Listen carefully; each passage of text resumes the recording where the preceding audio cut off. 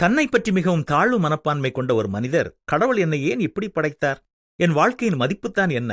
ஒவ்வொரு மனிதரும் என்னிடம் ஏன் வித்தியாசமாக நடக்கிறார்கள் என சிந்தனையோடு சோர்வாக இருந்தார். மறுநாள் அவர் அருகாமையில் இருந்த ஆற்றங்கரை சென்றபோது சிவப்பு வண்ணக் கல் ஒன்று மண்ணிலே கிடந்தது. அந்த மனிதர் அந்த கல்லை ஒரு ஆரஞ்சு பழ வியாபாரியிடம் காண்பித்ததற்கு அக்கல்லிற்கு பதில் 1 டஜன் ஆரஞ்சு பழம் கொடுப்பதாக கூறினார். வேண்டாம் என்று சொல்லிவிட்டு கடை வீதிக்கு வந்தார். அதைப் போலவே ஒரு உருளைக்கிழங்கு வியாபாரியிடம் கேட்டதற்கு 1 மூடை கிழங்கு தருவதாக அந்த வியாபாரி சொன்னான்.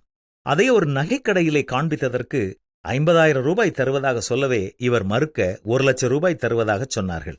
அங்கேயும் வேண்டாம் என்று சொல்லிவிட்டு மீண்டும் அந்த கல்லை எடுத்துக்கொண்டு ஆபரண கற்கள் விற்கும் வியாபாரிகளிடம் காண்பித்து அதன் மதிப்பை கேட்டார். அங்கே அந்த கல்லை வாங்கி பலமுறை பரிசோதித்துவிட்டு, இந்த அருமையான சிவப்பு மாணிக்கக்கல் உனக்கு எங்கே கிடைத்தது? இந்த கல்லிற்கு ஈடு இணை எதுவுமே இல்லை என்று கூறினார்கள். அதை அப்படியே பத்திரமாக வீட்டிற்கு கொண்டு வந்த அந்த மனிதர் சிந்திக்கலானார்.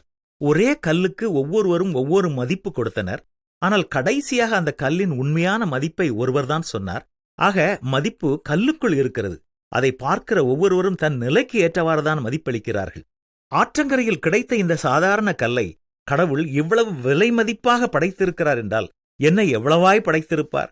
மற்றவர்கள் என்னை நடத்தியதை வைத்து என்னை நான் தவறாக புரிந்து கொண்டேனே என்று தன்னுடைய நிலை உணர்ந்தார். மற்றவர்களின் மதிப்பு நமக்கு இல்லாமல் போகலாம். அனைத்தையும் படைத்த தேவன் தம் சொந்த பிள்ளையாக நம்மை பார்ப்பது எவ்வளவு பெரிய மேன்மை! நீங்களோ உங்களை அந்தகாரத்தினின்று தம்முடைய ஆச்சரியமான ஒளியினிடத்திற்கு வரவழைத்தவருடைய புண்ணியங்களை அறிவிக்கும்படிக்கு தெரிந்து கொள்ளப்பட்ட சந்ததியாயும் ராஜரீகமான ஆசாரி கூட்டமாயும் பரிசுத்த ஜாதியாகவும் அவருக்கு சொந்தமான ஜனமாகவும் இருக்கிறீர்கள்.